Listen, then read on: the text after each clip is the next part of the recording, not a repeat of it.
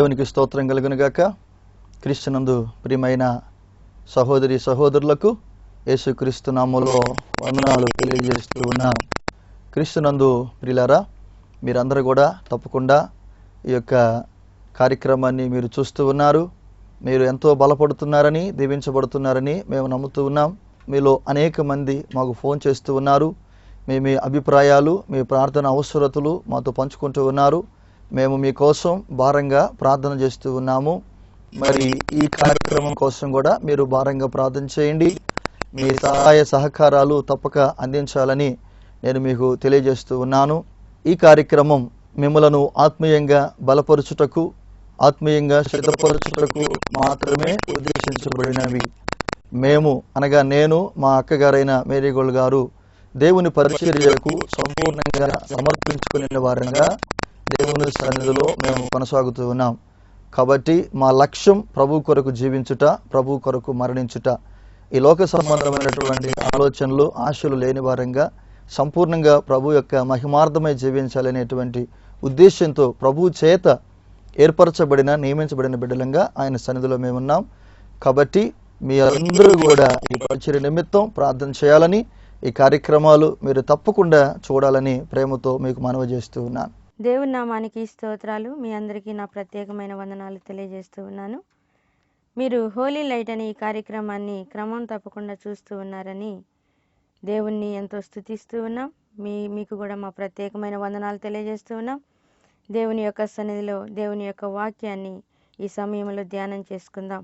ఇర్మియా గ్రంథము 2వ అధ్యాయము 32వ వచనాన్ని మనం చదువుకున్నట్లయితే, కన్యక తన ఆభరణములను మరచున, పెండ్లి కుమారి తన వడ్డాణమును మరచున, నా ప్రజలు లెక్కలేనన్ని దినములు నన్ను మరచి ఉన్నారు.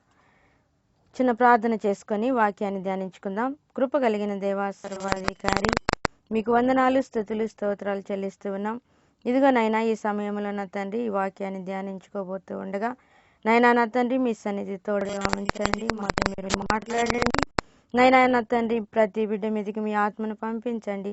నైనా నా తండ్రి వాక్య ప్రకారము జీవించడానికి నైనా మీ బిడ్డలకు మీరు నేర్పించి ప్రభువా మహిమ పొందమని యేసయ్య అతి పరిశుద్ధ నామములో అడుగుచున్నాము తండ్రి, ఆమేన్. ఇక్కడ మనం చదువుకున్న వాక్య భాగాన్ని పరిశీలన చేసినట్లయితే, కన్యక తన ఆభరణములను మరచున, పెండ్లి కుమారి తన వడ్డాణమును మరచున, నా ప్రజలు లెక్కలేనన్ని దినములు నన్ను మరచి ఉన్నారు. దేవుని యొక్క సన్నిధిలో మనము దేవుని యొక్క వాక్యాన్ని ధ్యానించుకుంటూ ఉన్నప్పుడు ఇక్కడ వాక్యంలో వ్రాయబడి ఉన్న దాన్ని పరిశీలన చేస్తే, కన్యక తన ఆభరణములను మరచున, పెండ్లి కుమారి తన వడ్డాణమును మరచున. వాళ్ళు మరిచిపోతారా? మరిచిపోరు. కన్యక తన ఆభరణములను మరిచిపోదు, పెండ్లి కుమారి తన వడ్డాణమును కూడా మరిచిపోదు. అయితే దేవుని మాత్రము లెక్కలేనన్ని దినములు మనుషులు మరిచిపోతూ ఉన్నారు. ప్రతి మనిషికి ఒక ప్రత్యేకమైన ఆలోచన ఉంటూ ఉంది. దేవుణ్ణి స్తుతించాలి, ఘనపరచాలి, ఆరాధించాలి, మహిమపరచాలి అనే ఆలోచన ఎప్పుడు ఉంటుంది అంటే మారు మనసు పొందిన ప్రారంభ దినాల్లో ఉంటుంది. అయితే తర్వాత దినాలలో ఏం జరుగుతుంది అంటే ఆ యొక్క ఆలోచన, ఆశ క్రమేణా సన్నగిల్లిపోతూ ఉంటుంది. అప్పుడు సాతాను యొక్క ఆలోచన, ఆ యొక్క తలంపులు మనుషులు నెరవేర్చడానికి ఇష్టపడుతూ ఉంటారు. ఆ సమయంలో ఏం జరుగుతుంది అంటే దేవునిని మరిచిపోవడము అనేది జరుగుతుంది. దేవుణ్ణి మరిచిపోవడము జరిగినప్పుడు ఇక్కడ ప్రభు అంటూ ఉన్నాడు, నన్ను లెక్కలేనన్ని దినములు మరచి ఉన్నారు. లెక్కలేనన్ని దినములు మరిచిపోతే, దేవుణ్ణి మరిచిపోయినప్పుడు ఏం జరుగుతుంది? మనిషి యొక్క ఆలోచన సాతాను వైపుకు వెళ్ళిపోతుంది. ఒక మనిషిని దేవుని ఆత్మ గాని దురాత్మ గాని ఏదో ఒక ఆత్మ ఖచ్చితంగా నడిపించాలి. అయితే దేవుని ఆత్మ మనిషిని నడిపించినప్పుడు దేవుని యొక్క స్వాధీనంలో మనిషి ఉంటాడు. కానీ సాతాను యొక్క ఆ యొక్క ఆత్మ నడిపించినప్పుడు, దురాత్మ మనిషిని నడిపించినప్పుడు మనిషి దురాత్మ వశమైపోతాడు. అందువలన దేవుని యొక్క స్వాధీనంలో దేవుని యొక్క ఆత్మ చేత మనుషులు నడిపించబడుతూ ఉన్నప్పుడు దేవుని యొక్క ఆత్మతో నడిపించబడిన ఆ సమయం అంతా కూడా దేవుణ్ణి మరిచిపోయే విధానం ఏది కనబడదు. అయితే దేవుని యొక్క చిత్తాన్ని నెరవేర్చేటప్పుడు సాతాను యొక్క ఆలోచన నెరవేర్చబడదు. అయితే సాతాను యొక్క ఆలోచన నెరవేర్చబడేటప్పుడు దేవుణ్ణి మరిచిపోవడం అనేది జరుగుతూ ఉంటుంది. ప్రతి మనిషిలో ఆ యొక్క ఆలోచనలు, తలంపులు, ఉద్దేశాలు దేవునికి ఇష్టమైనవిగా ఉన్నంత కాలము సాతాను ఏం చేయదు. కానీ ఎప్పుడైతే ఆ యొక్క ఆలోచనలు, దేవుని మీద ఉన్న తలంపులు, ప్రేమ అన్ని తగ్గిపోతూ ఉంటాయో ఆ సమయంలో సాతాను మనిషిని దాని స్వాధీనంలోనికి తీసుకొని అది నడిపించడము ప్రారంభిస్తుంది. అప్పుడు ఏ విషయాన్నైనా ఏం చెప్తుంది అంటే, ప్రభు నిన్ను చూడడం లేదులే, ఏ పని చేసినా ఏం కాదులే, నీవు ఏం చేసినా ప్రభు క్షమిస్తాడులే, ఒక దినాన ప్రార్థన చేసుకుంటే సరిపోతుందిలే అని నేర్పిస్తూ ఉంటుంది.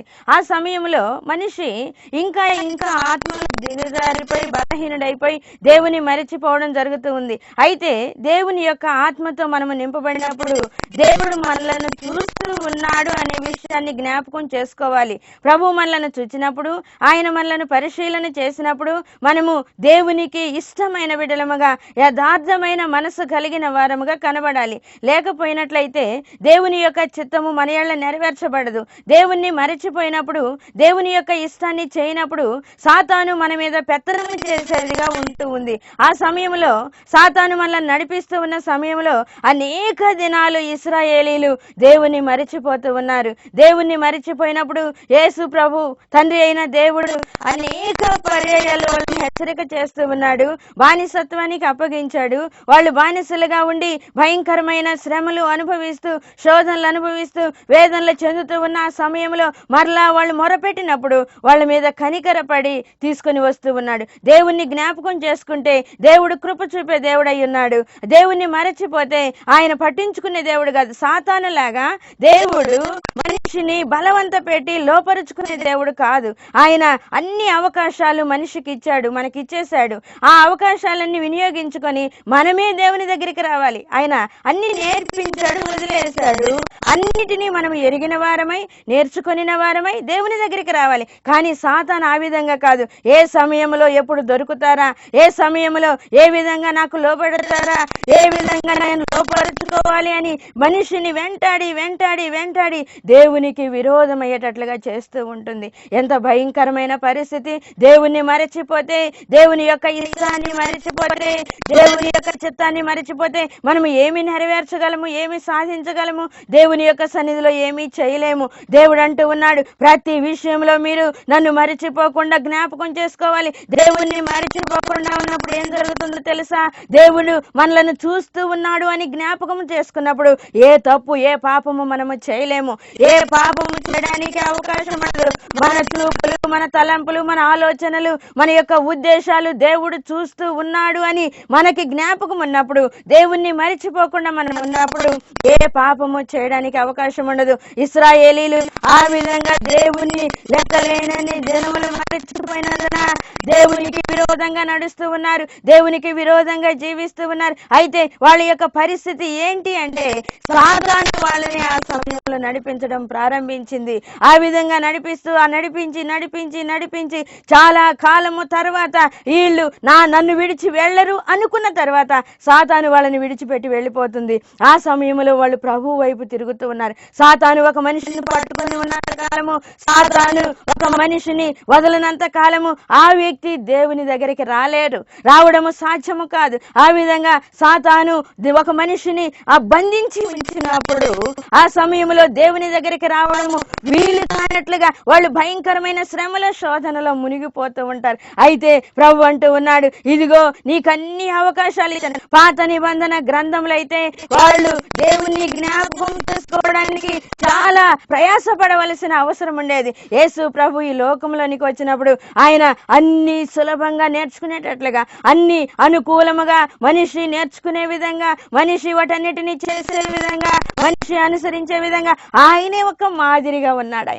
ఆయన ఒక మాదిరిగా మనకి నేర్పించాడు. ఆయన అంటూ ఉన్నాడు, ఇదిగో నా తండ్రి చిత్తమును నెరవేర్చుటయు, ఆయన పని తుది ముట్టించుటయు, నా యొక్క పనంతా ఏంటి నా తండ్రి చిత్తము నెరవేర్చుట, ఆయన పని తుదముట్టించుట. యేసు ప్రభు ఈ లోకంలోనికి వచ్చి మొట్టమొదటిగా శిష్యులకు బోధిస్తూ ఉన్నది ఏంటి అంటే ప్రతి దానిని దేవుణ్ణి మరిచిపోకుండా జ్ఞాపకం చేస్తూ ఉన్నాడు. యోహాను సువార్తలు ఆయన అంటూ ఉన్నాడు, ఇదిగో నేను పైనుండి వచ్చిన వాడను, పైనున్న విషయాలను నేను బోధిస్తూ ఉన్నాను మీకు. పైనుండి వచ్చిన యేసు ప్రభు పైనున్న విషయాలని ఆయన తెలియజేస్తూ ఉన్నాడు. ఆయన ఏనాడు మర్చిపోయే దేవుడు కాదు. యేసు ప్రభు పరలోకములో నుండి దిగి వచ్చినప్పుడు ఆయన పరిశుద్ధాత్మను గురించి బోధిస్తూ ఉన్నాడు. తండ్రి అయిన దేవుని గురించి బోధ చేస్తూ ఉన్నాడు. ఆయన అంటూ ఉన్నాడు, నన్ను చూచిన వాడు తండ్రిని చూచినట్టే, నన్ను చూచిన వాడు తండ్రిని చూచినట్టే. యేసు ప్రభు ఆ యొక్క దేవుణ్ణి జ్ఞాపకము చేసుకునే విధానాన్ని తెలియజేస్తూ ఉన్నాడు. ఆ విధంగా కూడా మనుషులు దేవుణ్ణి జ్ఞాపకం చేసుకునే స్థితి లేనందువలన యేసు ప్రభు ఈ లోకంలో మరణించవలసి వచ్చింది. ఆయన మరణించి తిరిగి లేచి సమాధి నుండి లేచి ఆయన తన యొక్క శరీరాన్ని రక్తాన్ని మనకు అనుగ్రహించి ఆయన అంటూ ఉన్నాడు, ఇదిగో దీనిని చేయనప్పుడు నన్ను జ్ఞాపకం చేసుకోండి. ఇది మీ కొరకైన నా శరీరము, ఇది మీ కొరకైన నా నిబంధన రక్తము, నన్ను జ్ఞాపకం చేసుకున్నట్టుగా దీనిని చేయండి అని చెప్పాడు. కొరింథీయులకు రాసిన పత్రికలో మనం చూస్తే మొదటి కొరింథీ పత్రిక 11వ అధ్యాయంలో 24వ వచనం, దానిని విరిచి ఇది మీ కొరకైన నా శరీరము, నన్ను జ్ఞాపకము చేసుకున్నట్టుగా దీనిని చేయడని చెప్పాను. యేసు ప్రభు అంటూ ఉన్నాడు, మీరు నన్ను మరిచిపోతే సాతాను వశమైపోతారు, మీరు నన్ను మరిచిపోతే నిత్య జీవానికి వారసులు కాలేరు. యేసు ప్రభు అంటూ ఉన్నాడు, ఇదిగో నా శరీరము తిని నా రక్తము త్రాగువాడే నిత్య జీవము గలవాడు, నా శరీరము తిని నా రక్తము త్రాగువాడే నిత్య జీవము గలవాడు. అంత్య దినాన నేను వానిని లేపుతాను. అంత్య దినాన నాతో మీరందరూ పరిశుద్ధులై పరలోక రాజ్యంలో ఆనందించాలి అంటే నన్ను మాత్రం మర్చిపోకూడదు, నన్ను మర్చిపోవడానికి అవకాశం లేదు. అందుకని ఆయన అంటూ ఉన్నాడు, ఇదిగో మీ కొరకైన నా శరీరము నన్ను జ్ఞాపకము చేసుకున్నట్టుగా దీనిని చేయండి అని చెప్పాడు. 25వ వచనంలో, ఆ ప్రకారమే భోజనమైన పిమ్మట ఆయన పాత్రని ఎత్తుకొని, ఈ పాత్ర నా రక్తము వలన క్రొత్త నిబంధన, మీరు దీనిలోనిది త్రాగునప్పుడల్లా నన్ను జ్ఞాపకం చేసుకున్నట్టుకై దీనిని చేయండి, నన్ను జ్ఞాపకం చేసుకున్నట్టుగా దీనిని చేయండి. దేవుణ్ణి జ్ఞాపకం చేసుకోవాలి. దేవుణ్ణి జ్ఞాపకం చేసుకోకపోతే మనం ఏమీ చేయలేము. యేసు ప్రభు ఆయన జ్ఞాపకం చేసుకునే విధంగా అన్ని అవకాశాలు మనకు అనుగ్రహించాడు, అన్ని అవకాశాలు మనకి ఇచ్చాడు. ఆయన్ని జ్ఞాపకం చేసుకోవాలని నేర్పిస్తూ ఉన్నాడు. ఆయన యొక్క ఈ ఉద్దేశాన్ని నెరవేర్చాలని, ఆయన యొక్క చిత్తాన్ని నెరవేర్చాలని తెలియజేస్తూ ఉన్నాడు. దేవుణ్ణి మరిచిపోతే ఏం ప్రయోజనము? యేసు ప్రభు ఒకే విధంగా ఉంటాడా? ఆయన ప్రేమ కలిగిన దేవుడని నువ్వు అనుకుంటున్నావు, ఆయన ప్రేమను అదే విధంగా చూపిస్తాడని నీవు అనుకుంటున్నావు. ఆ విధమైన బ్రాహ్మణుల ఆలోచనలు నీవు ఉన్నావు. కానీ ఆయన నిత్యము కోపపడే దేవుడు కూడా. ఆయన ఒక దినాన్ని నిన్ను శిక్షించడానికి సిద్ధపడినప్పుడు ఆయన ఏమాత్రము ప్రేమ ఆయన అంటూ ఉన్నాడు. వాక్య భాగాన్ని మనము పరిశీలన చేస్తే కీర్తనల గ్రంథంలో ఏమని ఆయన తెలియజేస్తూ ఉన్నాడు అంటే 50వ కీర్తనలో మనము వాక్య భాగాన్ని పరిశీలన చేస్తే 22వ వచనం మనం చూస్తే, దేవుని మరచు వాళ్ళారా దీన్ని యోచించుకొనుడి, లేని ఎడల నేను మిమ్మల్ని చీల్చివేయుదును, తప్పించువాడెవడను లేకపోవను. దేవుని మరచు వాళ్ళారా దీనిని యోచించుకొనుడి. దేవుని మరచిపోతే ఆలోచన చేసుకోవాలి. దేవుని మరచిపోతే మనం ఏ స్థితిలోనికి వెళ్తామో మనం జ్ఞాపకం చేసుకోవాలి.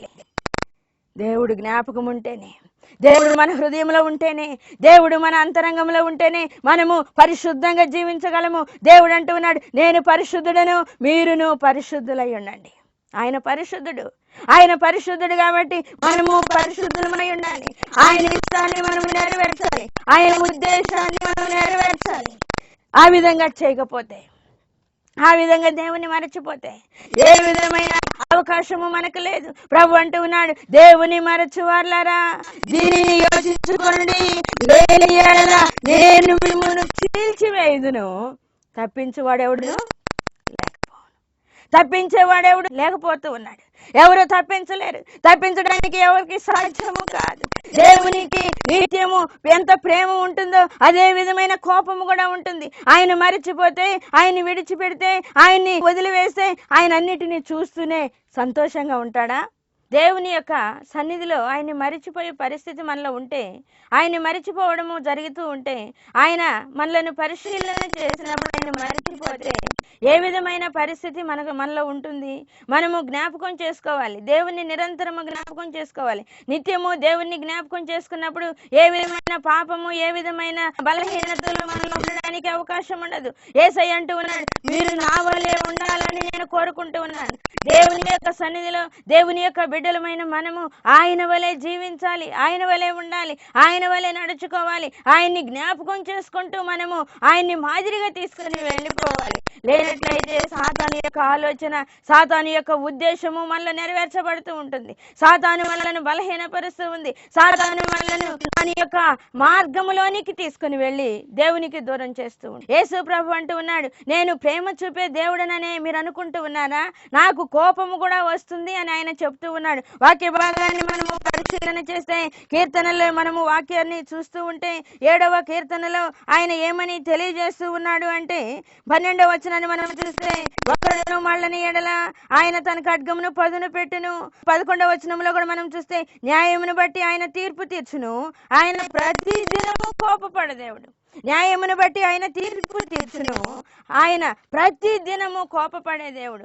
ఆయన ప్రతి దినము కోపపడేది ఎప్పుడు అంటే మనము నిత్యము ఆయన మర్చిపోతూ ఉన్నప్పుడు, నిత్యము ఆయనను మన జ్ఞాపకం చేసుకోకుండా మరిచిపోతూనే బలహీనతల్లో, పాపాల్లో, ఆలోచనల్లో, తలంపుల్లో, సాతాను యొక్క ఆలోచనలకు మనం వెళ్ళినప్పుడు ఆయన నిత్యము కోపపడే దేవుడుగా ఉంటూ ఉన్నాడు. ఆయన నిత్యము కోపించే దేవుడుగా ఉన్నాడు. ఆయన కోపానికి ఏ మాత్రము హద్దులు లేవు. ఎంత ప్రేమ కలిగిన దేవుడు, లోకాన్ని ఎంతో ప్రేమించిన దేవుడు, అదే విధంగా ఆయన కోపము కూడా అదే విధంగా ఉండబోతూ ఉంది. ఆయన నిత్యము కోపపడే దేవుడు. ఆయన కోపానికి తట్టుకోగలిగిన వాళ్ళు ఎవరు? ఆయన కోపానికి నిలబడగలిగిన వాళ్ళు ఎవరు? ఆయన కోపానికి తట్టుకొని నిలబడగలిగిన శక్తి మనలో ఉండాలి అంటే ఆయన నిత్యము జ్ఞాపకం చేసుకోవాలి. ఆయనను నిత్యము జ్ఞాపకం చేసుకోవాలి. జ్ఞాపకం చేసుకోకపోతే దేవుని యొక్క ఉద్దేశాన్ని మనము నెరవేర్చలేము. దేవుని యొక్క తలంపులను మనము జ్ఞాపకం చేసుకోవాలి. ఆయన యొక్క ఉద్దేశాలను జ్ఞాపకం చేసుకోవాలి. ఆయన యొక్క చిత్తాన్ని నెరవేర్చే ఫలముగా ఉండాలి. లేనట్లయితే ఆయన నిత్యము కోపపడే దేవుడుగా ఉంటూ ఉన్నాడు. కోపపడమే కాదు, ఆయన ఏమంటున్నాడు, ఒకడును మళ్ళని ఎడల ఆయన తన ఖడ్గమును పదును పెట్టును. తన విల్లు ఎక్కుపెట్టి దానిని సిద్ధపరిచి ఉన్నాడు. వాని కొరకు మరణ సాధనములు సిద్ధపరిచి ఉన్నాడు. తన అంపులను అగ్ని బాణములుగా చేసి ఉన్నాడు. చూడండి, వాక్య భాగాన్ని మనము పరిశీలన చేస్తే ఆయన ఏం చేస్తున్నాడు? వాని కొరకు సాధనములు సిద్ధపరిచి ఉన్నాడు. ఫైనల్ గా అయ్యేది ఏంటి అంటే, ఫైనల్ గా జరిగేది ఏమిటి అంటే మరణ సాధనములు. ఒక మనిషిని దేవుడు చూసి చూసి చూసి మరిచిపోతూ ఉన్న సమయంలో, అదే విధంగా మరిచిపోతూ దేవుణ్ణి జ్ఞాపకం చేసుకోలేని స్థితిలోనికి వెళ్తే దేవుడు అతనికి మరణ శిక్ష విధిస్తూ ఉంటాడు. మరణాన్ని విధిస్తాడు. అనారోగ్యము, బలహీనత, ఏదో ఒక రోగము, తట్టుకోలేని పరిస్థితిని, మరణ భయాన్ని ఆ వ్యక్తికి కలుగజేసినప్పుడు అప్పుడు దేవుణ్ణి వెతకడం ప్రారంభిస్తాడు. మనిషి ఆ సమయంలో దేవుణ్ణి వెతకడం ప్రారంభిస్తాడు. ఆ సమయంలో దేవుణ్ణి వెతికినప్పుడు ఆయన అంటూ ఉన్నాడు, ఇదిగో మీరు ఇంతకాలము నన్ను మరచిపోయి, ఇంతకాలము నన్ను బాధపెట్టి, ఇంతకాలము నన్ను జ్ఞాపకం చేసుకోకుండా మీరు ఈ సమయంలో నన్ను జ్ఞాపకం చేసుకుంటే నేను మీకు కృప చూపుతానా? సామెతల గ్రంథంలో ఆయన అంటూ ఉన్నాడు, ఇదిగో మీరు నన్ను జాగ్రత్తగా వెదికెదరు గాని నన్ను కనుగొనలేరు. వాక్య భాగాన్ని మనము పరిశీలన చేస్తే 1వ అధ్యాయము 26వ వచనము, కాబట్టి మీకు అపాయము కలిగినప్పుడు నేను నవ్వేదను, మీకు వచ్చినప్పుడు నేను అపహాస్యము చేసేదను. భయము మీ మీదికి తుఫాను వలె వచ్చినప్పుడు, సుడిగాలి వచ్చినట్లు మీకు అపాయము కలిగినప్పుడు. చూడండి, దేవుడు నవ్వుతూ ఉన్నాడు. ఆయన నవ్వుతూ ఉన్నాడు. అపాయము కలిగినప్పుడు, కష్టము, దుఃఖము, బాధ కలుగుతూ ఉన్నప్పుడు, వేదన కలుగుతూ ఉన్నప్పుడు ఆయన నవ్వే విధంగా ఉంటూ ఉంది. ఆయన ఉన్నాడు. ఆయన ఏ విధంగా ఆ సంతోషంగా ఉన్నాడు అంటే మనము ఆయనను స్తుతించినప్పుడు ఏ విధంగా సంతోషంగా ఉన్నాడో, ఆయన్ని మరచిపోయి బలహీనులమై దేవునికి దూరమై మనకి అపాయము, కష్టము కలిగినప్పుడు కూడా అదే విధంగా ఆయన నవ్వే దేవుడుగా ఉన్నాడు. ఆయన అంటూ ఉన్నాడు, మీకు కష్టము, దుఃఖము ప్రాప్తించినప్పుడు, మీకు అపాయము కలిగినప్పుడు నేను నవ్వేదను. అంతేకాకుండా 28వ వచనంలో, అప్పుడు వారు నన్ను గూర్చి మొర్ర పెట్టెదరు గాని నేను ప్రత్యుత్తరం ఇయ్యకుందును, నన్ను శ్రద్ధగా వెదికెదరు గాని వారికి నేను కనబడకుందును. శ్రద్ధగా వెతుకుతారంట. మరణ సాధనములు దేవుడు సిద్ధపరిచినప్పుడు, మనుషులకి మరణ భయం వచ్చినప్పుడు అప్పుడు దేవుని వెతకడం ప్రారంభిస్తారు. దేవుణ్ణి జ్ఞాపకం చేసుకోవడం, దేవుణ్ణి వెతకడము, దేవుణ్ణి కనుగొనాలని ఆశ కలిగి ఆ సమయంలో మొదలు పెడతారు, ఆ సమయంలో పరిశీలన చేస్తారు, ఆ సమయంలో జాగ్రత్తగా వెతుకుతారు. ఒక స్త్రీ 10,000 నాణ్యాలు పోగొట్టుకుంటే అది దొరికే వరకు జాగ్రత్తగా వెతుకుతూ ఉంది. అయితే ఆమెకి దొరికింది కానీ ప్రభు అంటూ ఉన్నాడు, నన్ను జాగ్రత్తగా వెతికెదురు గాని నేను వారికి కనబడకుండా ఉంటాను. చూడండి, ప్రభువుని నువ్వు ఆ సమయంలో జాగ్రత్తగా వెతికినా, జాగ్రత్తగా కనుగొనాలని చూసిన ఆయన కనబడడు నీకు. ఆ సమయంలో నువ్వేం చేస్తావు?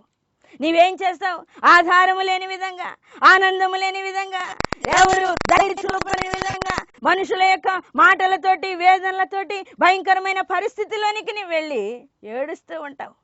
అయ్యో, ఉపదేశకుల మాట నేను ఎందుకు వినలేదు, అయ్యో నేను ఎట్టు తోసివేశాను, ఎందుకు ఈ పరిస్థితి వచ్చింది, ఎందుకు ఈ భయంకరమైన పరిస్థితిని నేను తెచ్చుకున్నాను. వాక్య భాగాన్ని మనం చూస్తే సామెతల గ్రంథము 5వ అధ్యాయము 12వ వచనాన్ని చూస్తే, అయ్యో ఉపదేశము నేను ఎట్లు త్రోసివేసి తిని, నా హృదయము గద్దింపునెట్లు తృణీకరించెను, నా బోధకుల మాట నేను వినకపోతేని, నా ఉపదేశకులకు నేను చెవియొగ్గలేదు. ఎందుకని ఏడుపు? ఎందుకంత పరిస్థితి? దేవుణ్ణి జ్ఞాపకం చేసుకోవాలి. దేవుని యొక్క ఉద్దేశాన్ని నెరవేర్చే విధంగా, ఎప్పుడు దేవుణ్ణి మరిచిపోకుండా ఉండే విధంగా, అలాంటి ఆలోచన, అలాంటి తలంపు కలిగి, పరలోక సంబంధమైన ఆలోచన కలిగి, దేవుని యొక్క ఆ ఉన్నతమైన ఆయన చిత్తాన్ని నెరవేర్చే విధంగా మనం ఉండాలి. లేకపోతే మన యొక్క పరిస్థితి అంతే, ఏడుపు తప్పకేమీ ఉండదు. మరణ సాధనములు దేవుడు నీకు సిద్ధపరచక ముందే దేవుణ్ణి నీవు జ్ఞాపకం చేసుకోవాలి.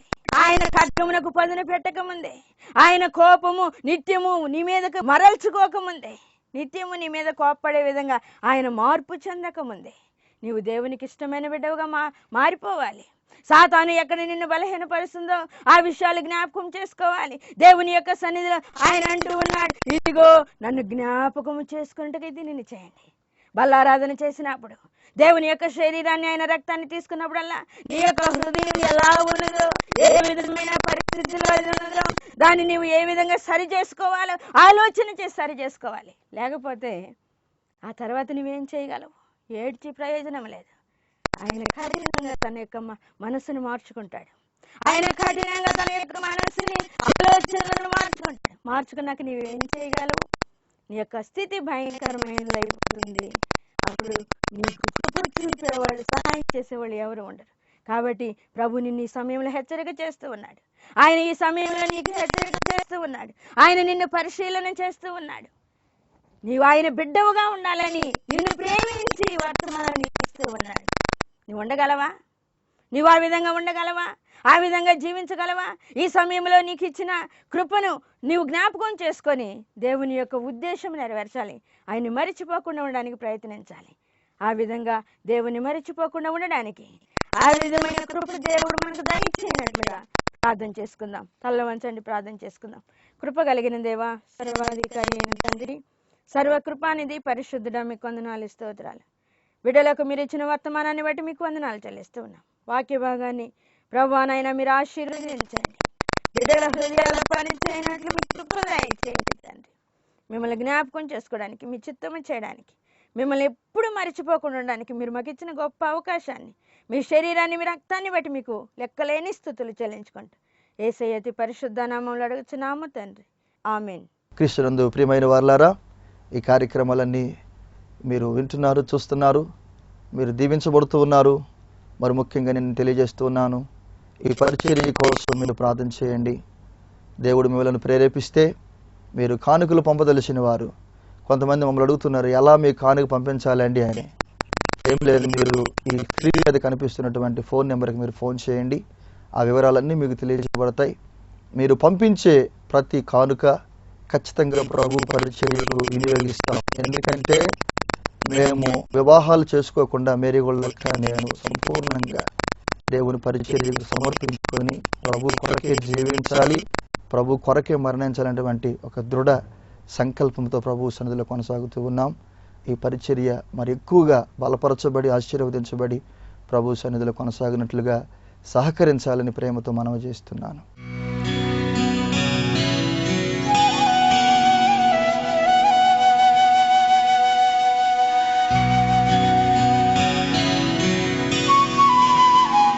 యేసు ప్రేమ తల్లి ప్రేమ కన్నా మిన్నయైనది, పరమ ప్రేమ పరమ ప్రేమ.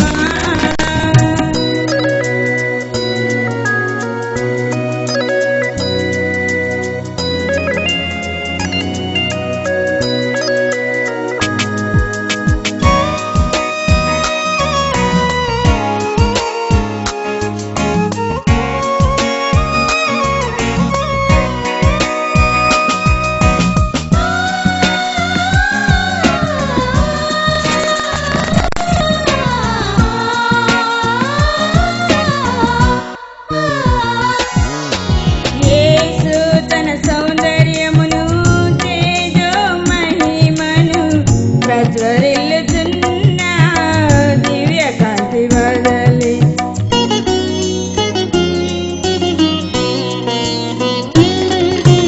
యేసు తన సౌందర్యమును తేజో మహిమను ప్రజ్వరిల్లుతున్న దివ్య కాంతి వదలి, సిలువలో రక్తమును చిందించి, సిలువలో రక్తమును చిందించి తగ్గించుకున్న ప్రేమ యేసు ప్రేమ, యేసు ప్రేమ తల్లి ప్రేమ కన్నా మిన్నయైనది, పరమ ప్రేమ పరమ ప్రేమ.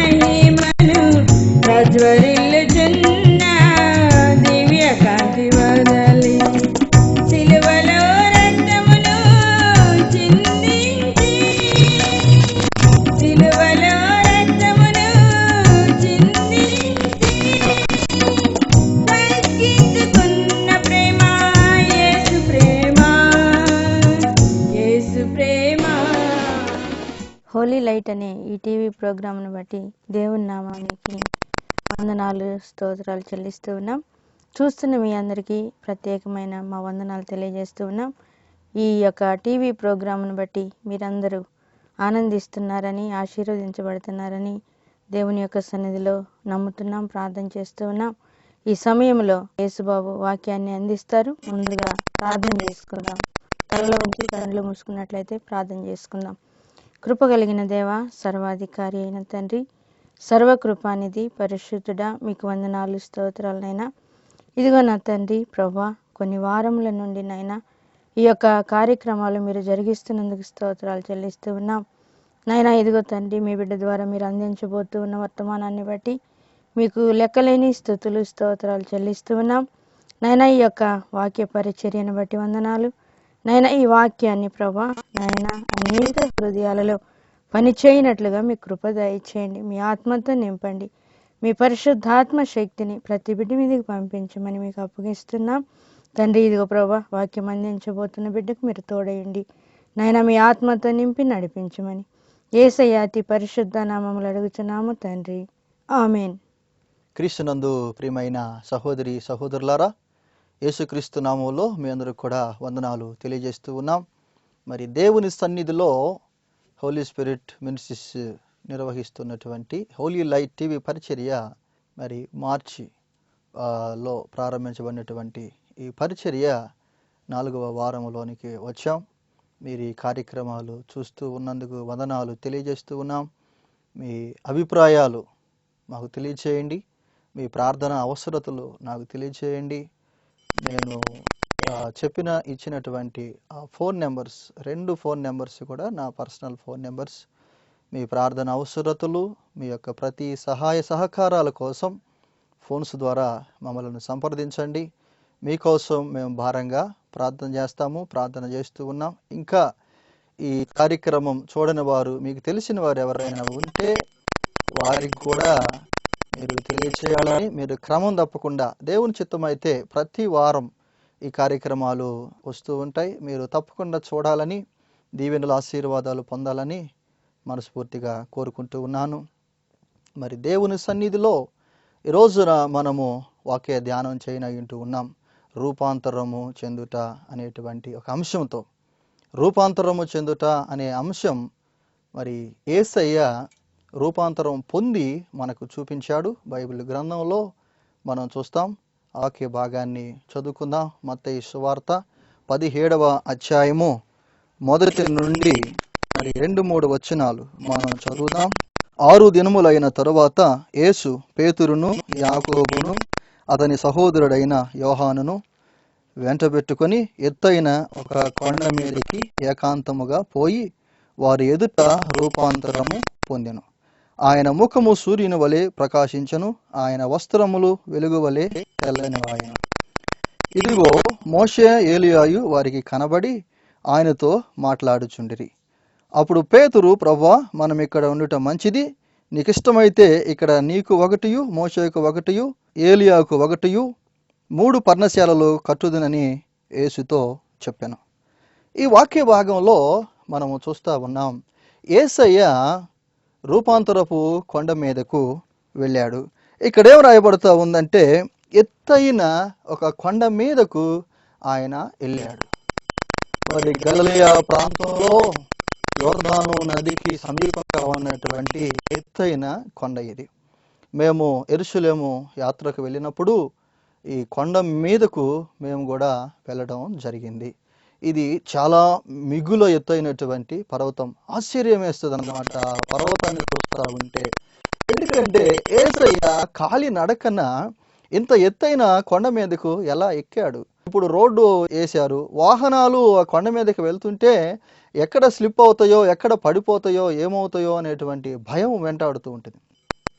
అలాంటి ఎత్తైన కొండ మీదకు యేసు ప్రభు వెళ్ళాడు.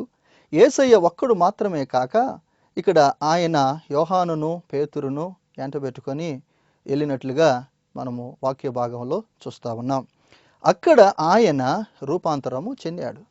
మరి యేసయ్య సిలువ వేయబడు దినాలు సమీపిస్తూ ఉన్నప్పుడు, ఆయన మరికొద్ది దినాల్లో సిలువ వేయబడబోతూ ఉన్న సమయంలో ఆయన ఆ పర్వతం మీదకి వెళ్ళి రూపాంతరము చెందినట్లుగా వాక్యంలో చూస్తా ఉన్నాం. ఇది నిజం. అప్పుడు మోషే ఏలియాలు వచ్చి యేసయ్యతో మాట్లాడాడు. యెరూషలేములో జరగబోవు నిర్గమమును గూర్చి మాట్లాడిరి అనేటువంటి వాక్య భాగాన్ని మనము పరిశీలన చేద్దాం. ఇక్కడ ఈ భాగంలో యేసు ప్రభువు రూపాంతరము చెందాడు. యేసు ప్రభువు రూపాంతరము చెందినప్పుడు ఆయన ముఖము ప్రకాశించింది, ఆయన వస్త్రములు తెల్లగా మార్చబడినట్లుగా. అంటే ఆ రూపాంతర అనుభవము ఆయన ముఖములో, ఆయన వస్త్రములలో కనిపించింది. రూపాంతర అనుభవం. యేసు ప్రభు రూపాంతరము చెందవలసిన అవసరత ఎందుకు ఏర్పడింది అని అంటే, ఆయన ఈ లోకములోనికి శరీరధారిగా వచ్చాడు. ఆయన ఈ లోక యాత్రను ముగించుకొని పరలోక రాజ్యములోనికి వెళ్ళబోతున్నాడు. అంటే యేసు ప్రభు చనిపోయి సమాధి చేయబడి తిరిగి లేచి పరలోక రాజ్యానికి వెళ్ళబోతూ ఉన్నాడు. వాక్య భాగంలో మనము చూస్తాం. మరి 1 కొరింథీ 15వ అధ్యాయంలో పౌలు గారు తెలియజేస్తాడు, రక్త మాంసములు దేవుని రాజ్యమును స్వతంత్రించుకోలేవు అనేటువంటి మాటలు. మరి యేసు ప్రభు సమాధిలో నుంచి తిరిగి లేస్తూ ఉంది శరీరముతోటి.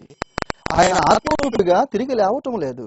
మరి శరీరముతో యేసు ప్రభువు తిరిగి లేచినప్పుడు రక్త మాంసాలు కలిగిన వాడుగా ఉంటే పరలోక రాజ్యానికి ఎలా వెళ్తాడు, ఎలా సాధ్యం అనేటువంటి విషయాలు. అందుకే కొరింథీయులకు రాసిన 2వ పత్రిక 12వ అధ్యాయంలో కూడా మరి పౌలు గారు అంటాడు, 14 సంవత్సరముల క్రిందట ఒక మనుష్యుడు పరలోకమునకు అనగా 3వ ఆకాశమునకు ఎత్తబడి పరదేశంలో ప్రవేశించాడు. అతడు శరీరముతో కొనుపబడినో శరీరము లేక కొనుపబడినో నేను ఎరుగను అంటాడు. అంటే యేసు ప్రభు పరలోక రాజ్యములో ప్రవేశించాడు. ఆయన పరలోక రాజ్యములో ప్రవేశించినప్పుడు శరీరముతో పరలోక రాజ్యములోనికి వెళ్ళాడా, శరీరము లేకుండా పరలోక రాజ్యానికి వెళ్ళాడా అర్థం కానటువంటి పరిస్థితి. దీనిని మనం చాలా ఈజీగా అర్థం చేసుకోవచ్చు. ఎందుకంటే ఆయన దేవుడు, మానవుడు. దేవుని కుమారుడుగా, మనుష్య కుమారుడుగా ఆయన ఈ లోకములో సంచరించాడు. మరి యేసయ్యకు తెలుసు ఆయన సమాధి చేయబడతాడని, తర్వాత తిరిగి లేస్తాడు. ఆయన శరీరముతో చనిపోతున్నాడు, సమాధి చేయబడుతున్నాడు, మళ్ళా శరీరముతో తిరిగి లేస్తూ ఉన్నాడు. ఆయన యేసు ప్రభు ఆత్మ మాత్రమే లేచి రాలేదు, శరీరముతో లేచి వచ్చాడు. పేతురును, శిష్యులను, మరి మగ్దలేని మరియయు అనేక మంది వెళ్ళినప్పుడు అక్కడ సమాధిలో ఎవరు లేరు. యేసయ్య శరీరము సమాధిలో లేదు. అది చూసి వాళ్ళు ఆశ్చర్యపోయారు. ఈ రోజు కూడా అనేక మంది విశ్వాసులు, భక్తులైనటువంటి వారు ప్రపంచవ్యాప్తంగా వచ్చి యేసు ప్రభు యొక్క ఖాళీ సమాధిని చూస్తూ ఉన్నారు. ఈ రోజు కూడా ఆ సమాధిలో ఎవరు లేరు. మేము కూడా 2 సార్లు యెరూషలేము యాత్రకు వెళ్ళినప్పుడు యేసు ప్రభు ఖాళీ సమాధిని చూచాం. ఆశ్చర్యం. ఎందుకంటే ప్రపంచంలో ఎన్నో సమాధులు ఉన్నాయి, లోకములో ఎన్నో సమాధులు ఉన్నాయి. ఆ సమాధులలో చనిపోయిన వారి యొక్క శరీరములు ఉన్నాయి. కానీ యేసు ప్రభు సమాధి ఖాళీగా ఉంచబడి ఉన్నది. కారణం యేసు ప్రభు శరీరధారిగా తిరిగి లేచాడు. ఆయన మృత్యుంజయుడిగా తిరిగి లేచాడు. ఆయన శరీరధారిగా తిరిగి లేచి పరలోకానికి ఎలా వెళ్ళాడు అని అంటే, ఆయన శరీరము మహిమ శరీరముగా మార్చబడినట్లుగా, ఆయన శరీరము మహిమ శరీరముగా మార్చబడినట్లుగా ఆయన రూపాంతరపు కొండ మీద రూపాంతరం చెందాడు. ఆయన రూపాంతర అనుభవమే ఆ యొక్క మార్పు అన్నమాట. దేవుని సన్నిధిలో, దేవుని రాజ్యములో మనం ఉన్నప్పుడు, దేవుని బిడ్డలంగా మనం ఎన్నిక చేయబడినప్పుడు రూపాంతరము చెందుట అనేటువంటి ఒక లోతైన మెట్టులోనికి, లోతైన అనుభవంలోనికి మనం రావాలి. వాక్య భాగంలో మనము చూసినట్లయితే కొరింథీయులకు రాసినటువంటి 1 పత్రిక 15వ అధ్యాయంలో ఇక్కడ ఏం రాయబడుతూ ఉంటుందంటే, యేసు ప్రభు వచ్చినప్పుడు మృతులు లేపబడతారు, సజీవులమైనటువంటి మనము రెప్పపాటున మార్పు చెందుతాము అనేటువంటి మాటలు ఇక్కడ పొందుపరచటం జరిగింది. వాక్య భాగంలో చూస్తే 1 కొరింథీ 15వ అధ్యాయంలో ఇక్కడ ఏం రాయబడుతూ ఉందంటే 51వ వచనం, ఇదిగో మీకు ఒక మర్మము తెలుపుచున్నాను, మనమందరము నిద్రించము గాని నిమిషములో ఒక రెప్పపాటున కడబోరం మ్రోగగానే మనమందరము మార్పు పొందుదము. బోరం రోగును, అప్పుడు మృతులు అక్షయులుగా లేపబడుదురు, మనము మార్పు పొందుదము. ఈ మార్పు పొందుటే రూపాంతరము అనుభవం అన్నమాట. పరలోక రాజ్యమునకు మనం వారసులం అవ్వాలంటే సజీవులమై నిలిచి ఉండు మనం, యేసు ప్రభు రాకడ వరకు సజీవులుగా ఉండే మనం, ఒకవేళ ఈరోజు యేసు ప్రభు రాకడొస్తే మనం సజీవులంగా ఉన్నాం, లేక రేపటి వరకు మనం బ్రతికి ఉంటే రేపు యేసు ప్రభు రాకడ వస్తే మనం సజీవులంగా ఉన్నాం. కాబట్టి ఇక్కడ మనం చనిపోయి సమాధి చేయబడి తిరిగి లేచి అప్పుడు యేసు ప్రభువుని ఎదుర్కోవటం అనేటువంటి కార్యక్రమాలు ఏముండవు. ఇక్కడ వాక్యం ఏం చెబుతుంది? నిమిషములో రెప్పపాటులో మార్పు చెందుట. యేసు ప్రభువు కూడా ఇక్కడ నిమిషంలో రెప్పపాటులో మార్పు అనేటువంటి లోతైనటువంటి అనుభవాన్ని కలిగి ఉన్నాడు. ఆయన రూపాంతరపు కొండ మీదకి వెళ్ళి రూపాంతరం పొందాడు. రూపాంతర అనుభవం ఏ విధంగా ఉంటుందో అప్పటి వరకు ఎవరికి తెలియదు. అసలు రూపాంతర అనుభవం అంటే ఏంటో కూడా ఎవరికి తెలియదు. అసలు రూపాంతరం ద్వారా యేసు ప్రభు ఏమి కలిగి ఉన్నాడు అనేది కూడా ఎవరికి అర్థం కానటువంటి విధంగా ఆయన ఆ కొండ మీద రూపాంతరం చెందాడు. ఆ రూపాంతర అనుభవాన్ని తెలియజేస్తున్నటువంటి 2 లక్షణాలు. ఒకటి, ఆయన ముఖము వెలుగుతో నింపబడి ఉన్నది, ఆయన వస్త్రములు తెల్లగా మార్చబడ్డాయి. కాబట్టి అక్కడ జరిగినటువంటి కార్యక్రమంలో రూపాంతరం అంటే ముఖము తెల్లగా మార్చబడడం, వస్త్రములు తెల్లగా రావడం అనేటువంటివి మనకు కనిపిస్తూ ఉన్నాయి. కానీ పరలోక రాజ్యమునకు ఆయన సిద్ధపడ్డాడు. యేసు ప్రభు 2 కార్యక్రమాలు కలిగిన వాడుగా ఉన్నాడు. ఈ లోక యాత్రను ముగించుకొనుట అంటే ఈ లోకమును యేసు ప్రభు విడిచిపెట్టవలసి వచ్చినప్పుడు ఈ లోకములో ఉన్నటువంటి వాటన్నిటిని చక్కబెట్టుట అనేటువంటి ఒక కార్యక్రమం. 2వ కార్యక్రమం ఏంటంటే పరలోక రాజ్యమునకు సిద్ధపడుట.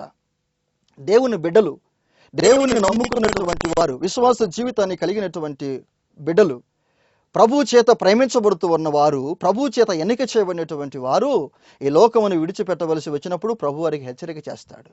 ఇదిగో మీరు త్వరలో ఈ లోకాన్ని విడిచిపెట్టబోతూ ఉన్నారు, కాబట్టి మీరు సిద్ధపడండి.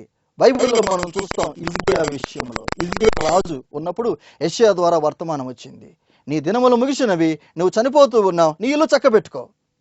అప్పుడు ఆయన తన ఇల్లు చక్కబెట్టుకోవటం ప్రారంభించాడు.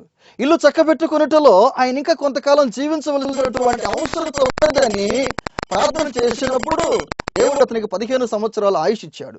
15 సంవత్సరాల ఆయుష్ ఎందుకు ఇచ్చాడంటే ఇల్లు చక్కబెట్టుకోవడానికి, చక్కగా లేనటువంటి తన గృహాన్ని చక్కబెట్టుకోవడానికి, మరెక్కువగా దేవునిలో బలపడడానికి, మరెక్కువగా దేవుని పరిచర్య చేయడానికి, మరెక్కువ దేవుని మహిమార్థమై జీవించడానికి అతనికి ఆయుష్ పొడిగించబడింది. ఈ విధమైనటువంటి ఆనవాలు, ఈ విధమైనటువంటి హెచ్చరికలు దేవుని సన్నిధిలో నుంచి వస్తూ ఉంటాయి దేవుని బిడ్డలకు. ప్రార్థన కలిగి ఆత్మ సంబంధులంగా మనం ఉంటే, ఏదో మనం నామక వస్తు ప్రార్థన చేస్తూ ఉంటే కాదు, మనము భయభక్తులు కలిగిన వారముగా, విశ్వాసములో బలవంతులముగా మనం ప్రభు సన్నిధిలో ఉండాలి. మనం కనిపెట్టి ప్రార్థన చేయ వారంగా ఉండాలి. దర్శన అనుభవం మనలో ఉండాలి. యేసు ప్రభుత్వంలో మాట్లాడే బిడ్డలంగా మనం ఉండాలి. పాత నిబంధన భక్తులను చూడండి, అదే ప్రకారంగా క్రొత్త నిబంధన భక్తులను చూడండి, తర్వాత అపోస్తులను మనం చూసినట్లయితే వీరందరూ కూడా దేవునితో వ్యక్తిగత సహవాసాన్ని కలిగి ఉన్నారు. యేసు ప్రభుతో వ్యక్తిగత సహవాసాన్ని కలిగి ఉన్నారు, ప్రార్థన చేస్తూ ఉంటారు. పేతురు విషయంలో చూస్తే మరి ఆయన ఎప్పే పట్టణంలో ఒక మిద్దె మీద ప్రార్థన చేస్తూ ఉన్నప్పుడు ప్రభు మాట్లాడుతున్నాడు, నీకోసం 3 మనుషులు కింద వచ్చి ఉన్నారు, నువ్వు సందేహింపక వారితో కూడా వెళ్ళు అనేటువంటి మాటలు. మరి పిలుపు విషయంలో మనం చూస్తాం, నీ వెళ్ళి ఆ రథమును కలుసుకో అనేటువంటి మాటలు. అప్పుడు వెళ్ళి ఆ ఐతోపీడినటువంటి నపుంసకుని యొక్క రథమును పిలుపు కలుసుకొని అతనికి వాక్యం అందించినటువంటి సందర్భాన్ని మనం చూస్తాం. పౌలు గారు చెప్తాడు, నేను ఎక్కడికి వెళ్ళిన పరిశుద్ధాత్మ దేవుడు నాకు తెలియజేస్తూ ఉన్నాడు, నేను ఈ లోకమును విడిచిపెట్టబోతున్నానని. నా ప్రాణం పోతుంది అనేటువంటిది, యెరూషలేములో నా కొరకు బంధకములు శ్రమలను కాచుకొని ఉన్నవని పరిశుద్ధాత్మ దేవుడు ప్రతి పట్టణంలో నాకు సాక్ష్యం ఇస్తున్నాడు అనేటువంటి మాటలు. వారందరూ కూడా దేవుని చిత్త ప్రకారంగా ప్రార్థనలో కనిపెట్టి ఉండటం వలన దేవుని యొక్క సమాధానములు పొంది ప్రార్థనలో, దేవుని సన్నిధిలో, దేవుని పరిచర్యలో బలంగా వాడబడ్డారు. వారి ఇష్టం వాళ్ళు చేయలేదు, దేవుని చిత్తం వారు చేశారు. మరి కొర్నేలు ఇంటికి పేతురు వెళ్ళి వాక్యం చెప్పి ప్రార్థన చేసి వారింట్లో కొన్ని దినాలు ఉండి వచ్చిన తర్వాత మిగిలిన శిష్యులు అడుగుతారు, అన్యుని ఇంటికి నువ్వు ఎందుకు వెళ్ళావు, అన్యునితో నువ్వు ఎందుకు సహవాసం కలిగి ఉన్నావంటే ప్రభు నన్ను వెళ్ళమన్నాడు. వెళ్ళడం నాకు ఇష్టం లేదు, వెళ్ళకూడదని నాకు కూడా తెలుసు, కానీ ప్రభు నన్ను వెళ్ళమన్నాడు కాబట్టి నేను అక్కడికి వెళ్ళానని చెప్పే మాటకు వారికి ఎదురు మాట్లాడలేక అందరూ కట్టుబడి, యేసుక్రీస్తు అందరికీ ప్రభు కాబట్టి మనమందరం ఆయనలో ఐక్యపరచబడిన వారముగా ఈ సువార్త పరిచర్యను బూది గంతముల వరకు తీసుకొని పోవాలనేటువంటి నిర్ణయానికి వచ్చిన వారుగా ఉన్నారు. దేవుని బిడ్డలారా, వాక్యాన్ని జాగ్రత్తగా మీరు గమనించండి, వాక్యాన్ని జాగ్రత్తగా మీరు పరిశీలన చేయండి. మీ హృదయాన్ని ఒక్కసారి మీరు పరిశీలన చేసుకోవాలి. ఎందుకంటే మనము దేవునికి మహిమ వచ్చే విధంగా ప్రార్థన చేయాలి. మనం చేసే ప్రార్థన మనకు సంతృప్తినిచ్చేదిగా, మనకు ధైర్యాన్ని ఇచ్చేదిగా, మన విశ్వాస జీవితం మనలను పరలోక రాజ్యములో నిలబెట్టేదిగా ఉండడానికి మనము ప్రయత్నం చేయాలి, ప్రయాసపడాలి. ఈ వాక్య భాగాలను మీరు జాగ్రత్తగా గమనించండి. లోతైనటువంటి అనుభవంలోనికి మీరు రావాలి. యేసయ్య చెబుతూ ఉన్నాడు పేతురుతోటి, నీ దోణెను లోతునకు నడిపించి వల వేయమన్నాడు. రాత్రంతా ప్రయాసపడ్డాం, ఒక్క చేప కూడా మనకు దొరకలేదని పేతురు చెబుతూ ఉంటే యేసు ప్రభు అంటున్నాడు, నీ దోణెను లోతునకు నడిపించి వల వేయి. అప్పుడు ఆయన పేతురు అంటాడు, నీ మాట చొప్పున వలవేతును. యేసు ప్రభు మాట చొప్పున వల వేసినప్పుడు విస్తారమైనటువంటి చేపలు పడడం మనం గమనిస్తాం. మన ఇష్టములో ఫలములు లేవు, మన ఇష్టములో ఆశీర్వాదములు లేవు, మన ఇష్టములో దీవెనలు లేవు, మన ఇష్టములో నెమ్మది సంతోషము లేదు. కానీ దేవుని చిత్తములో, దేవుని ఇష్టములో సమృద్ధికరమైనటువంటి దీవెనలు, సమృద్ధికరమైనటువంటి ఆశీర్వాదాలు దాగి ఉన్నాయి. పేతురు అంటూ ఉన్నాడు, రాత్రంతయు ప్రయాసపడ్డాను, ఒక్క చేప కూడా దొరకలేదు, అయినను నీ మాట చొప్పున వల వేస్తాను. యేసయ్య మాట చొప్పున యేసు ప్రభు చెబుతున్నాడు, ఈయన మాటలు విని వాటి చొప్పున చేయు ప్రతి వాడు బండ మీద తన ఇల్లు కట్టుకున్న బుద్ధిమంతుని పోలి ఉంటాడు. ఈయన మాటలు విని వాటి చొప్పున చేయు ప్రతి వాడు బండ మీద తన ఇల్లు కట్టుకున్న బుద్ధిమంతుని పోలి ఉంటాడు. ఆయన మాట వినకుండా కూడా ఇల్లు కట్టవచ్చు, కానీ ఆ ఇల్లు నిలవదు. ఆయన మాట వినకుండా కూడా వల వేయచ్చు, కానీ వలలో చేపలు ఉండవు. ఆయన మాట వినకుండా కూడా మనం జీవించవచ్చు, కానీ మన హృదయంలో నెమ్మది ఉండదు, సంతోషం ఉండదు, సమాధానం ఉండదు. యేసు ప్రభు అంటూ ఉన్నాడు, ఎరుకో పట్టణాన్ని దర్శించినప్పుడు మేడు చెట్టు మీద ఉన్న జక్కయ్యను పిలిచి, ఆ జక్కయ్య ఇంట్లోకి వెళ్ళిన తర్వాత జక్కయ్య నిలబడి మరి తీర్మానం చేసుకున్న తర్వాత ప్రభు అంటూ ఉన్నాడు, ఇతడును అబ్రహాము కుమారుడే, ఎందుకంటే నేడు ఈ ఇంటికి రక్షణ వచ్చింది. ఏ కుటుంబంలో యేసు ప్రభు ఉంటాడో ఆ కుటుంబానికి నెమ్మది, ఏ కుటుంబంలో యేసు ప్రభు ఉంటాడో ఆ కుటుంబానికి రక్షణ. ఇక్కడ జక్కయ్యకు మాత్రమే కాదు, జక్కయ్య యేసయ్యను తన ఇంటికి తీసుకొని పోయాడు. యేసయ్య జక్కయ్య ఇంటిలోనికి వెళ్ళినందువలన ఇంటిలో ఉన్నటువంటి ప్రతి ఒక్కరికి రక్షణ వచ్చినట్లుగా బైబిల్లో మనం చూస్తున్నాం. ఆ కుటుంబము రక్షించబడినటువంటి కుటుంబముగా, దేవుని కుటుంబముగా ఎన్నిక చేయబడ్డాన్ని మనం చూస్తా ఉన్నాం. క్రీస్తునందు ప్రియమైన వారలారా, దేవుని చిత్తములోనికి రావాలి, దేవుని ఏర్పాటులోనికి రావాలి, దేవుని నడిపింపులోనికి రావాలి. అంటే మనము రూపాంతర అనుభవము కలిగిన వారముగా ఉండాలి. రూపాంతర అనుభవములోనికి మనము రావాలి, రూపాంతరము చెందాలి. యేసు ప్రభు రూపాంతరం చెందాడు. ఆయన శరీరము ఎలా మార్చబడిందంటే అప్పటికప్పుడే అది మహిమ దేహంగా మార్చబడుతుంది, అప్పటికప్పుడే అది శరీర దేహంగా మార్చబడుతుంది. అవును, యేసు ప్రభు ఈ రూపాంతర అనుభవాన్ని పునరుత్థానుడైన తరువాత తన శిష్యులకు చూపిస్తున్నాడు. వారు మేడగదిలో కూర్చొని ప్రార్థన చేస్తూ ఉన్నప్పుడు, తలుపులన్నీ బిగించి ఉన్నప్పుడు యేసు ప్రభు వేసిన తలుపులు వేసినట్లు ఉండగానే ఆయన లోపల వారికి ప్రత్యక్షమయ్యాడు. ప్రత్యక్షమైనప్పుడు వాళ్ళు ఆశ్చర్యపోయి భూతం భూతం అని అరవడం మొదలుపెట్టారు. లూకా సువార్త చూస్తాం ఈ మాటలు. అరవడం ప్రారంభిస్తే నేను భూతాన్ని కాదు నేనే అని ప్రభు చెప్తాడు. వాళ్ళు ఎందుకు నమ్మలేకపోతున్నారంటే ఈయన శరీరధారి కదా, తలుపులు వేసే ఉన్నప్పుడు ఈయన ఎట్లా వచ్చాడు, తలుపులు వేసే ఉన్నప్పుడు ఈయన ఎలా రాగలిగాడు, ఇది ఎలా సాధ్యమైంది? అప్పుడు ప్రభు చెప్పాడు, నన్ను పట్టుకొని చూడండి, నాకు వలె మాంసమును ఎముకలను పోతారనుకున్నాను.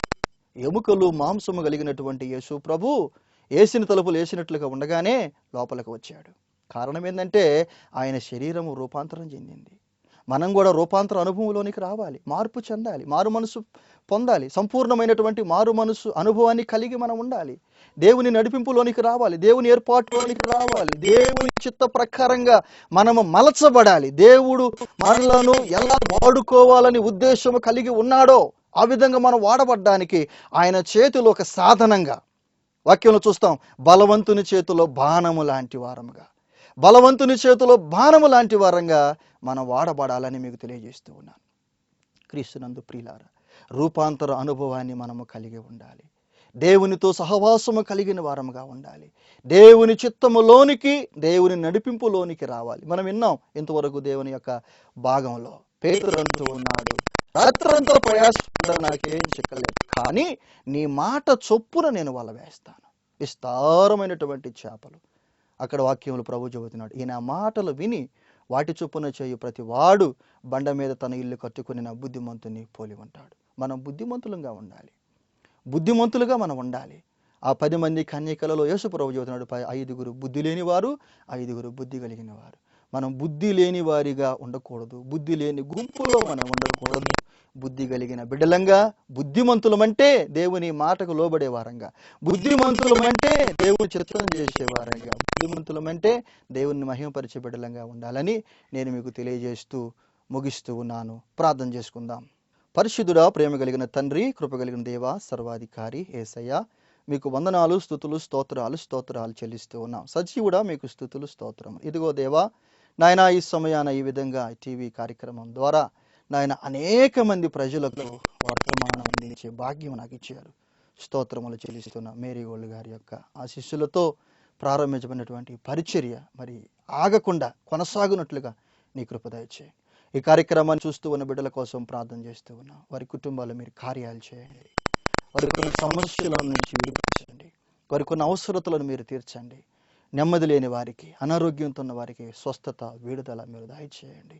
నా దేవా, ఇదిగో తండ్రి, ఈ ప్రోగ్రాం నాయన ఇదంతా కూడా ప్రభా విశ్వాసం మీద ఆధారపడేదే అనే విషయం నా తండ్రి మీకు తెలుసు. మీరు నమ్మదగిన దేవుడవు నాయన.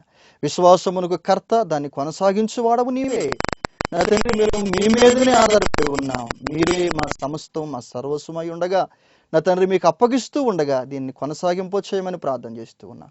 మరి ఎంతవరకు ప్రభా ఈ హోలీ స్పిరిట్ మినిస్ట్రీ కొరకు, మినిస్ట్రీ అభివృద్ధి కొరకు నా తండ్రి ఎంతో మంది ప్రార్థన చేస్తూ ఉన్నారు, ఎంతో మంది ప్రయాసపడుతూ ఉన్నారు, అనేక రకములుగా సహకరిస్తూ ఉన్నారు.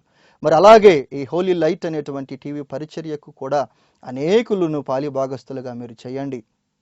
అనేకులు ఈ పరిచర్య, టీవీ పరిచర్య కోసం ప్రార్థన చేయవారుగా, ప్రోత్సహించువారుగా నాయన నా తండ్రి మరి ఆర్థికంగా అన్ని రకాలుగా సహకరించు బిడ్డలుగా మీరు సిద్ధం చేయండి. ప్రభువా, ఈ ప్రోగ్రాం ఆగకూడదు తండ్రి. ఈ ప్రోగ్రాం కొనసాగాలంటే మీ హస్తములు మాకు తోడుగా ఉండాలి, మీ సన్నిధి మాకు తోడుగా ఉండాలి. మేము మీ బిడ్డలుగా తండ్రి మీలో అంటుకట్టబడిన వారముగా ఈ విధంగా సువార్తను ప్రభువా ఒకేసారి తండ్రి అనేక కుటుంబాలకు మోసుకొని పోయేటువంటి భాగ్యమును, భారమును మీరు మాకు ఇచ్చినందుకు స్తోత్రం చేస్తూ ఉన్నాం. ప్రభువా, విత్తబడినటువంటి వాక్యం వ్యర్థమైపోకుండా అనేకుల హృదయాలలో తండ్రి కార్యం చేయనట్లుగా ఈ 4 వారాల వాక్య సందేశం తండ్రి అనేకుల హృదయాల కార్యాలు చేయనట్లుగా ఈ వాక్యానికి ముద్ర వేయమని ప్రార్థన చేస్తూ ఉన్నాం. ఈ పరిచర్య ద్వారా అభివృద్ధి, ఆశీర్వాదాలు, మీ దీవెనలు మా మినిస్ట్రీకిని, సంఘాలకును, విశ్వాసులకును, చూస్తూ వింటూ ఉన్న అనేకులకును దయచేయమని, మీ సన్నిధి తోడుగా ఉంచమని సంపూర్ణంగా మీకు అప్పగిస్తూ యేసు పరిశుద్ధ నామమున అడుగుచూ ఉన్నాము తండ్రి. ఆమెన్. తండ్రి యొక్కయు, కుమారుని యొక్కయు, పరిశుద్ధాత్మ యొక్క అన్యోన్య సహవాసము, సమాధానము ఇప్పుడు ఎల్లప్పుడూ సదాకాలము మీ అందరికీ తోడయుండుగాక. ఆమెన్. మా అడ్రస్ ఎం యేసుబాబు, హోలీ స్పిరిట్ మినిస్ట్రీస్, విశ్వనాథపురం, పొదిలి, ప్రకాశం జిల్లా, ఏపీ.